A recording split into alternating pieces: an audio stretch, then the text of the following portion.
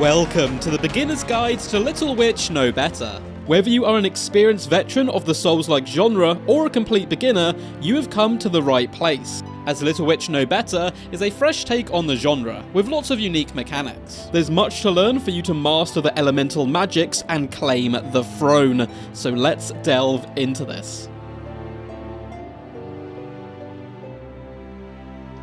Firstly, we have our UI. At the top of the screen, you can see our stamina, health, and mana bars. The top yellow bar is your stamina. This is incredibly important as it's what allows us to roll, sprint, and jump. If your stamina bar drops to 0, Nobeta will fall over, and you'll be stuck prone until that bar recharges. Though it is quite adorable to see Nobeta trip like this, it means you'll be easy pickings for your enemies. So you will want to manage your stamina carefully. The green bar is your health. Naturally, if this hits 0, Nobeta will be slain. Finally, we have the blue mana bar. This is the resource we use to cast spells. If this drops to 0, you will not be able to cast any magic and instead will have to rely on close combat. As a witch, this is really not an ideal situation to be in, given how dangerous enemies can be up close. So try to make sure you always have a little mana in reserve, just in case you get trapped in a tricky situation. You also use your mana to perform channeling. This charges up spells, unlocking their powerful abilities. This takes time, however, and a considerable amount of mana. In the top left corner of the screen, we can see the symbol for the types of magic you are currently using, and next to it a bar. This bar shows you how long you have left to channel an element and how long the effects will last. The bar fills up as you charge your spell and depletes as the power-up effects wear off. For the last of the UI, we have our inventory, located at the bottom of the screen. To select an item, simply move left or right on the directional pad. To use an item, press up, and to discard an item, press down on the directional pad. It's good to know that using items takes a little bit of time, during which you are vulnerable to attacks. If you attempt to use an item and get hit by an enemy before you finish, you will immediately drop that item, so make sure to be careful and always have some decent distance between yourself and your enemies before risking a cheeky heal. Up next, let's take a look at the basics of combat.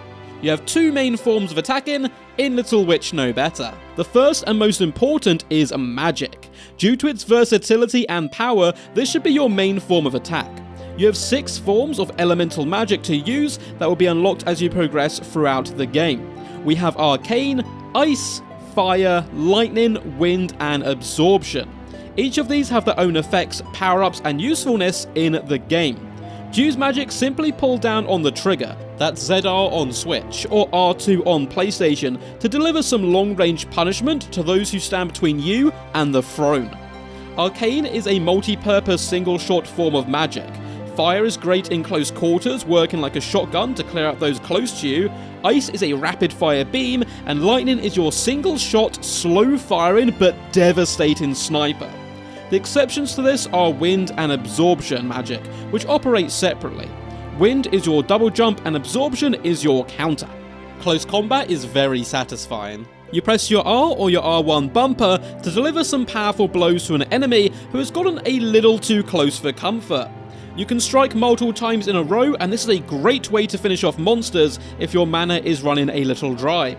You do decent damage in combat, but so do your opponents, so this should be used more as a last resort or when you expend your mana bar. If you have channeled an element, however, your combat attacks will do vastly more damage. So against enemies who are posing too much of a challenge at range, try mixing it up by channeling some elements before rushing your enemy and giving them a swift bonk to the head. Channeling elements is a crucial part of combat and should be used often.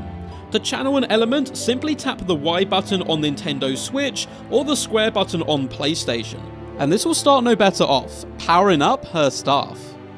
This will take a little bit of time and can indeed be interrupted if you get hit. You can still roll while channeling, but it will pause the charge until the roll has been completed. If you change your mind, simply press the same button again mid-charge and you'll get some of your mana back. Charging your spells will increase your damage output both with range and combat attacks, whilst likewise unlocking your spell's special. To use this special, simply aim with your staff by using the left trigger. I won't spoil the special attacks in this guide, but instead let you go out and explore them for yourself. Each has its own advantages and disadvantages depending on what opponent you are facing, and they can be incredibly useful when solving some of the game's many puzzles. It's good to note this game does indeed have a lock-on system for those who enjoy that level of control, but it is not mandatory, and you can play through the game without ever locking onto a target. Friendly fire is on, so be careful with a few of your more explosive abilities, as they can certainly chunk down your health bar. You can also counterattack your opponents to throw them off kilter and save yourself in some dangerous scenarios. To do this, you will have to attack them in combat just before their shots are about to connect.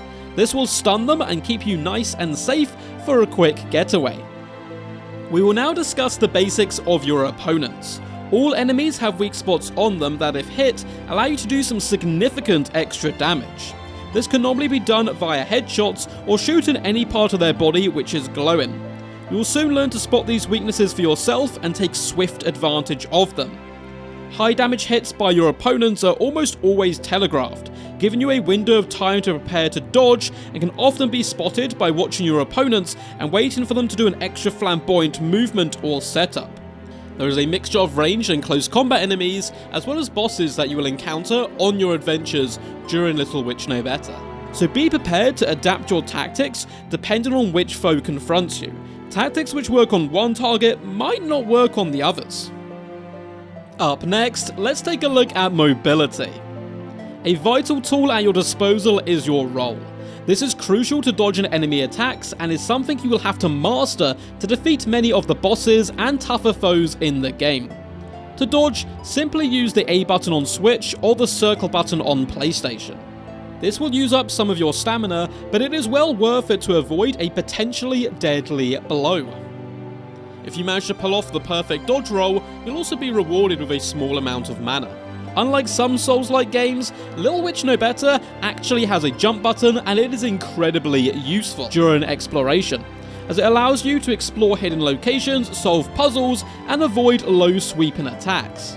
To jump, simply press the B button on Switch or X button on PlayStation. You can gain some extra distance whilst jumping by using your melee button, that's R or R1, to give yourself a cheeky little boost, and this can help you unlock areas previously inaccessible. Very early on in the game, you will acquire a double jump. This is great for the obvious reasons of helping you explore better, but it is also a really useful tool for you to protect yourself from scary drops. When you're just about to hit the ground after launching yourself from a dangerous height, simply use the jump button again to activate the double jump. This will take away the momentum of your fall and have you landing safely. Next, we'll be discussing how death works in Little Witch Nobeta. Prepare to die.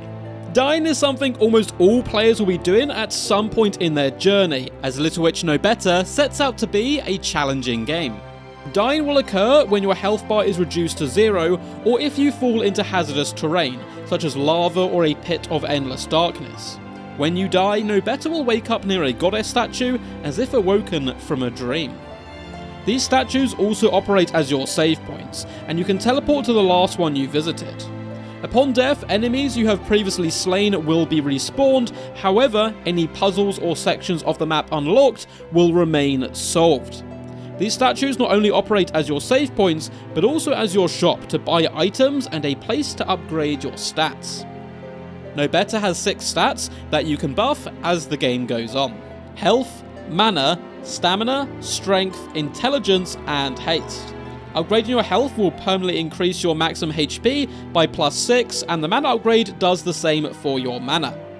Increasing your stamina attribute will permanently increase your stamina by +3, and leveling up your strength will increase your combat power, mana regeneration, and aiming stability. When you level up your intelligence, it will increase your magical damage output, and finally, leveling up haste will increase your channeling speed and extend your aura duration. To upgrade stats and purchase items, you're going to need Soul Essence. Soul Essence operates as both your currency and your experience. On death, you will keep your Soul Essence unless you are cursed, and you can be cursed by using certain items. And that curse isn't going anywhere until you make it back to a goddess statue and start to pray. The higher the curse, the more Soul Essence you will lose upon your death, and you can see when you are being cursed by the skull icon in the corner flaring up. Running the risk of being cursed makes it a good idea to spend your soul essence while you can, as the goddess statue's items will never be cursed. Next, we're going to discuss the importance of exploration. Not only is it fun running through the landscape of Little Witch Nobeta, uncovering every secret in the hardest to reach areas, but it is well worth your time, as you can find items vital to success amongst the many treasure chests. In your travels, you'll be able to find many standard items, but also grimoires, expansion bags, and mysterious crystals. These are rare and powerful items, which will often be found in tricky to locate chests. Grimoires are fantastic, as they are what allows you to learn new types of magic, and for every additional copy you find, you'll level up your spells, making them more powerful, so you should always try to seek these out. Expansion bags will increase the number of items you can hold by 1 for every new bag you find. You will start with 4 of these automatically at the start of the game, so be careful when deciding what items to buy and carry, as you do have a limited carrying capacity. Mysterious crystals are some of the most powerful consumable items in the game. Upon use, these rare crystals will create a field of magic that, when inside, will gradually restore your health and mana. These items are hard to come by, but can help out massively against powerful bosses. There are also items hidden around the map that reveal secret snippets of lore that you can piece together to understand some of the characters and wider scope of your situation in more vivid detail. It's easy to get lost in Little Witch Nobeta's vast areas, so a good trick to learn early on is to light lanterns as you pass them. By doing this, you will easily be able to check if you have been down a particular path already and keep yourself moving in the right direction.